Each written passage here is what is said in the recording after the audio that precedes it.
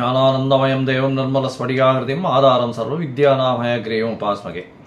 நேயர்கள் அனைவருக்கும் அஸ்ட்ரோ கேஎஸ்ஐயங்காரின் பணிவான நமஸ்காரங்கள். வார பலன் 2/9/2024 8/9/2024 வரலும் உண்டான வாரத்திற்கு என்னென்ன பலன் மேஷம் முதல் மீனம் வரை அப்படின்றத பார்ப்போம். அதற்கு முன்னாடி இந்த வாரத்தினுடைய கோல்சாரம் என்ன, இந்த வாரத்தில் வரக்கூடிய விசேஷங்கள் என்ன, அதற்கு பிறகு இந்த வாரத்தில் எந்தெந்த ராசிக்காரர்களுக்கு சந்திராஷ்டமம் அப்படின்றத பார்ப்போம். இந்த வாரத்தினுடைய கோல்சாரம் அப்படின்னு எடுத்தோமேயானால் காலபுருஷ தத்துவத்தின் 2வது ராசியான ரிஷபத்தில் குரு, மிதுனத்தில் செவ்வாய், சிம்மத்தில் சூரியன் புதன், கன்னியில் சுக்கிரன் கேது, கும்பத்தில் சனி வக்ரகதியில், மீனத்தில் ராகு. சந்திர பகவான் இந்த வாரத்தில் சிம்ம ராசி மக நட்சத்திரத்திலிருந்து துலா ராசி விசாக நட்சத்திரம் வரலும் போகிறார். இந்த வாரத்தில் பார்த்தாலேயானால் ஏற்றமான நாட்கள் அப்படின்னு சொல்லக்கூடியது பார்த்தோம்னா 3ஆம் தேதி அன்னைக்கு 3/9/2024 அன்னைக்கு அமாவாசை, பித்ருக்களுக்காக கொடுக்கப்பட்ட தினம். அதனால் பித்ருக்கள், அதாவது தாய் தகப்பனார் இல்லாதவாளுக்கு கண்டிப்பாக அன்றைக்கி பித்ருக்களுக்கு செய்ய வேண்டிய கடமைகளை செய்வது ரொம்பவும் நல்லது. இதன் மூலியமாக குலம் நல்லபடியாக விருத்தியாகவும் வளரவும் வாய்ப்புகள் மிகவும் அதிகம். இந்த வாரத்தில் மிகப்பெரிய விசேஷம் அப்படின்னு சொல்ல போனோமேனால் விநாயக சதுர்த்தி, அதாவது வளர்பிறை ஆவணி மாதம் அமாவாசையிலிருந்து வளர்பிறை சதுர்த்தியை விநாயக சதுர்த்தி அப்படின்னு சொல்லுவோம். கேட்ட வரமெல்லாம் அளிக்கக்கூடிய சதுர்த்தி. ஏன்னா வளர்பிறையில் வர்றதுனால வளர்பிறை சதுர்த்தின்றதுனால பெரிய ஏற்றம். விநாயக சதுர்த்தி அஸ்த நட்சத்திரத்தில் வரும். நார்மலி விநாயகர் அஸ்த நட்சத்திரத்தில் பிறந்ததாகவும் அஸ்த நட்சத்திரத்தில் வரக்கூடிய சதுர்த்தி தினத்தை விநாயக சதுர்த்தின்னு கொண்டாடுறோம். இது தமிழ்நாட்டில் பாலகங்காதர திலகர் இந்தியாவை ஒருங்கிணைக்கிறதுக்குன்னு இந்தியா மொத்தமே கொண்டு வந்தார். அதன் மூலியமாக இந்தியாவினுடைய ஒருங்கிணைப்பு, அதாவது ஆங்கிலேயர்களை எதிர்த்து போராடும் தன்மை, இது எல்லாத்தையும் ஊட்டக்கூடிய வகையில் இந்த விநாயக சதுர்த்தி ஒரு மிகப்பெரிய பிரம்மாண்டமான ஒரு விஷயமாக கொண்டாடப்படுகின்றது. கண்டினியூஸாக இது கொண்டாடப்படும். இதில் பார்த்தாலேனால் இந்த வெஸ்டர்ன் பார்ட்ஸ் ஆஃப் இந்தியா, அதாவது மகாராஷ்டிரா, இதெல்லாம் ரொம்பவுமே விநாயக சதுர்த்திக்கு ரொம்ப இதுவாக இருக்கும். அதாவது அந்த விநாயகர் பூஜை ஆரம்பித்ததுலேருந்து அவரை கொண்டு போய் இதில் கரைக்கிற வரலும், கடலில் கரைக்கிற வரலும் கிட்டத்தட்ட அந்த சண்டே அன்றைக்கெல்லாம் பார்த்தோன்னா என்டையர் மரைன் டிரைவ் எல்லாமே க்ளோஸ்டாக இருக்கும். எங்கேயுமே வண்டி கிண்டி எதுவும் போகாது. பல லட்சம் பீப்புள் விநாயகரை இது பண்ணிட்டு போவாள். ஸோ பெரிய ஏற்றமான விஷயம். இந்தியாவில் ஒரு பெரிய ஏற்றம் விநாயக சதுர்த்தி. அதை தவிர ஆவணி மாதத்தில் முதல் பண்டிகைன்னே சொல்லலாம். அதாவது இப்போ ப்ரீவியஸ் மந்த் பார்த்தோன்னா ஆடி மாதம், அப்போ கடவுளுக்குன்னு கொடுக்கப்பட்ட பண்டிகை மட்டும்தான் இருக்கும். அதாவது வீட்டு விசேஷங்கள்ன்றது எதுவுமே கிடையாது. அதனால் ஆவணி மாதத்தில் வீட்டு விசேஷங்கள் ஆரம்பம். அதுவும் விநாயகருக்கு முதல் பூஜை போட்டு ஆரம்பிக்கிற மாதிரி வச்சுட்டு எல்லாருக்குமே போய் விநாயகரை போய் சேவிச்சுட்டு வர்றது, அவருக்கு ஒரு தேங்காயை உடைச்சிட்டு வர்றது ஒரு பெரிய ஏற்றம்.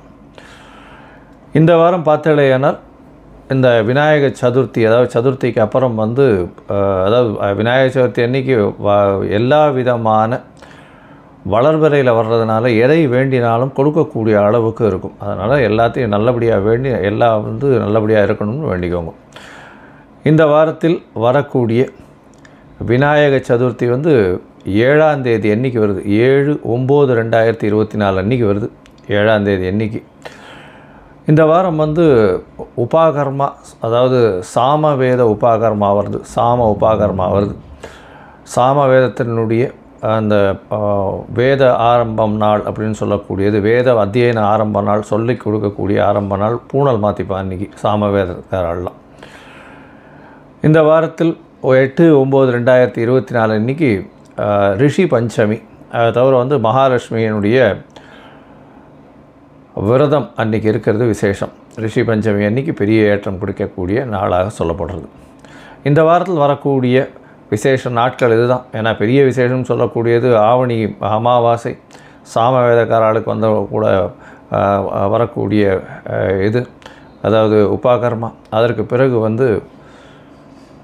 விநாயக சதுர்த்தி. இந்த 3மே வருது. இந்த வாரம் பெரிய ஏற்றமான வாரமாகவே இருக்க போகிறது. இந்த வாரத்தில் வரக்கூடிய எந்தெந்த ராசிகளுக்கு சந்திராஷ்டமம்னு பார்த்தோம்னா மகரம், கும்பம், மீனம், இந்த 3 ராசிக்காரர்களுக்கு சந்திராஷ்டம காலம். சந்திராஷ்டமம்னா உங்களுடைய பிறந்த ராசியிலிருந்து 8ஆம் இடத்துல சந்திர பகவான் போகிறது சந்திராஷ்டமம்னு சொல்கிறோம். சந்திரன் மதிகாரகன். அவர் வந்து மறைந்திருக்கக்கூடிய காலகட்டத்தில் கண்டிப்பாக வந்து மனக்லேசம் ஏற்படும், தவறான முடிவுகள் ஏற்படக்கூடிய வாய்ப்புகள் மிகவும் அதிகம். அதனால் வந்து முடிஞ்ச வரலும் வந்து அந்த காலகட்டத்தில் சந்திராஷ்டம காலகட்டத்தில் எந்த ஒரு புதிய முயற்சியோ புதிய முடிவோ வெளிநாடு சுற்றுப்பயணம் போகிறது, அதாவது சுற்றுப்பயணம்ல வெளிநாட்டுக்கு ஏதாவது வேலை நிமித்தமாக அந்த மாதிரியான விஷயங்கள் போகிறது, இது எல்லாத்தையும் கொஞ்சம் அவாய்ட் பண்ணுறது நல்லது. இந்த ஒருவேளை பண்ண வேண்டிய கட்டாயத்தில் நீங்கள் இருந்தீங்க அப்படின்னா சந்திராஷ்டமத்துக்கு உண்டான எளிய பரிகாரம்னு சொல்லக்கூடிய ஒரு 1/2 டம்ளர் பசும்பால் வாங்கி இந்த வாட்டி பிள்ளையார் கோயிலில் கொடுத்துட்டு போங்க.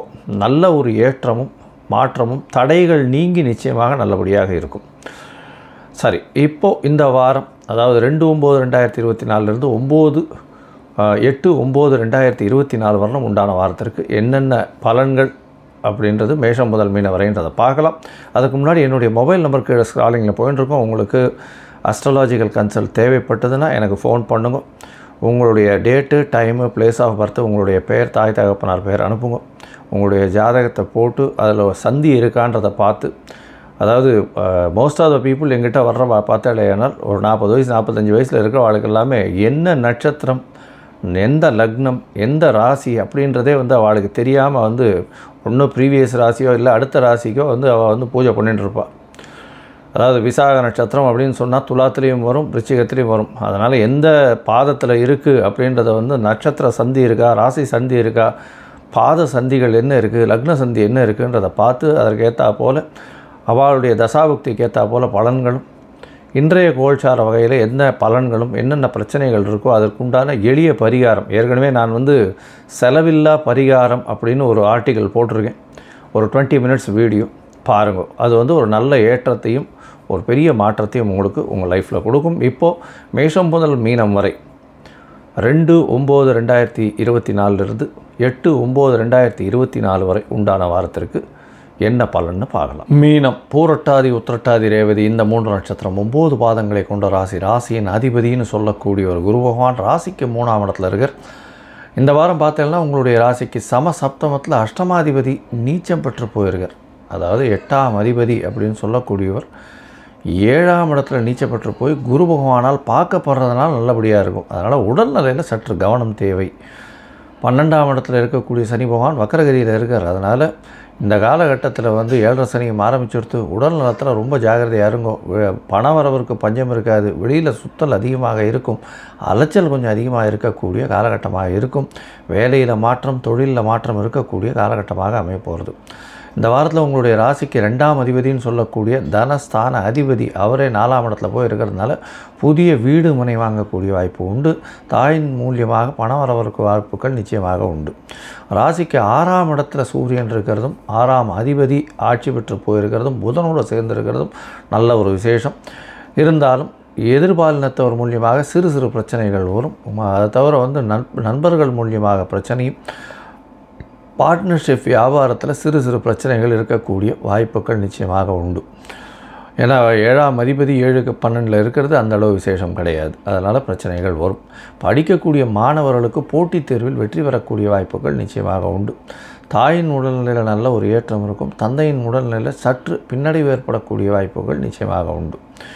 இந்த வாரத்தில் உங்களுடைய ராசிக்கு அதிவேகமாக செல்லக்கூடிய கிரகமான சந்திர பகவான் 2/9/2024 8/9/2024 வரலும் உண்டான காலகட்டத்தில் 4ஆம் தேதி காலை ஒரு 10 மணி வரலும் சந்திர பகவான் உங்களுடைய ராசிக்கு 6ஆம் இடத்துல இருக்கார். புதன், சூரியன், சந்திரன் இந்த 3 கிரகங்களும் சேர்ந்து இருக்கக்கூடிய காலகட்டமாக அமைய போகிறது. இதன் மூலியமாக பார்த்தலையானால் உங்களுக்கு புதிய கடன் அமையக்கூடிய வாய்ப்பு, புதிய வேலை அமையக்கூடிய வாய்ப்பு, அரசாங்க சம்பந்தமாக இருக்கக்கூடிய வேலைகளில் நல்ல ஒரு ஏற்றம் கிடைக்கக்கூடிய வாய்ப்பு, புதிய அரசாங்க கான்ட்ராக்டுகள் கிடைக்கக்கூடிய வாய்ப்புகள் இந்த காலகட்டத்தில் வரும். உங்களுடைய ராசிக்கு சமசப்தமத்தில் சந்திர பகவான் போகிறார். 5ஆம் அதிபதி 7ஆம் இடத்துல போகிறது ரொம்ப விசேஷம். சுக்கிரனோட சம்பந்தம், ஆனால் நீச்சப்பட்டு போன சுக்கிரனாக இருக்கிறதுனால உங்களுக்கு வந்து அதாவது காதலில் சில தோல்விகள் வரக்கூடிய வாய்ப்புகள் நிச்சயமாக உண்டு. கணவன் மனைவியிடையே சற்று கருத்து பேதங்கள் இருக்கக்கூடிய காலகட்டமாக இருக்கும். உங்களுக்கு பதவி புகழ் அந்தஸ்து கௌரவம்லாம் ஏறக்கூடிய வாய்ப்புகள் இந்த வாரத்தில் இருக்குது. இந்த வாரத்தில் பார்த்தாலேயானால் 6ஆம் தேதி மாலை ஒரு 10 மணி வரலும், ராத்திரி 10 மணி வரலும் இருக்கக்கூடிய சந்திர பகவான் 7ஆம் இடத்துல, அதுக்கு பிறகு 8ஆம் இடத்துக்கு போகிறார். சந்திராஷ்டம காலமாக இருக்குது. சந்திராஷ்டம காலம்னா உங்களுடைய ராசிக்கு 8ஆம் இடத்துல சந்திரன் மறையும் போது உண்டான காலம். 5ஆம் அதிபதி 8ஆம் இடத்துல போய் இருக்கிறதுனால புதுசாக வந்து எந்த ஒரு முயற்சியும் வேண்டாம், பொறுமையாக இருக்கிறது நல்லது. குழந்தைகளுக்கு சிறு சிறு பிரச்சனைகள் வரும். அதாவது இந்த மீனராசிக்காரர்களுடைய குழந்தைகளுக்கு சிறு சிறு பிரச்சனைகள் வரும். உடல்நிலையில் பாதிப்புகள் ஏற்படக்கூடிய வாய்ப்புகள் நிச்சயமாக உண்டு. குழந்தைகளுக்குன்னு தேவையற்ற செலவுகள் பண்ண வேண்டிய காலகட்டாயமாக அமைய போகிறது. அதனால் சந்திராஷ்டம காலத்தில் கொஞ்சம் பொறுமையாக இருக்கிறது நல்லது. இந்த மீனராசிக்காரர்கள் கடல் வாணிபம் பண்ணுறவங்க, அதை தவிர வந்து இந்த அரசியல் சம்பந்தமாக இருக்கிறவங்க, அதை தவிர வந்து அதாவது இந்த கம்யூனிகேஷன் சம்பந்தமாக என்ஜினியரிங் பண்ணுறவங்க, ப்ரொஃபஸர்ஸாக இருக்கிறவங்க, இவங்களுக்கெல்லாம் பெரிய ஏற்றமான காலமாக அமைய போகிறது. இந்த வாரத்தில் இந்த மீனராசிக்காரர்களுக்கு பெரிய ஏற்றமான காலம். நீங்கள் அருகில் இருக்கக்கூடிய தட்சிணாமூர்த்தியை போய் வலம் வந்துட்டு வாங்க, ஒரு 3 தரமாவது சுற்றிட்டு வாங்க. அதற்கு பிறகு ஒரு கொண்டக்கடலை மாலை போட்டு வாங்க. நல்ல ஒரு ஏற்றமும் மாற்றமும் உங்களுடைய வாழ்வில் நிச்சயமாக வரும். லோகா சமஸ்தா சுகினோ பவந்து. நன்றி, நமஸ்காரம். Astro KS Iyengar YouTube channel பார்த்தமைக்கு நன்றிகள். மேலும் இது போன்ற ஆன்மீக ஜோதிஷ தகவல்கள் உங்களை வந்து அடைய astro KS Iyengar YouTube channel subscribe செய்யவும், பெல் ஐக்கானை மறக்காமல் அழுத்தவும். நன்றி, வணக்கம்.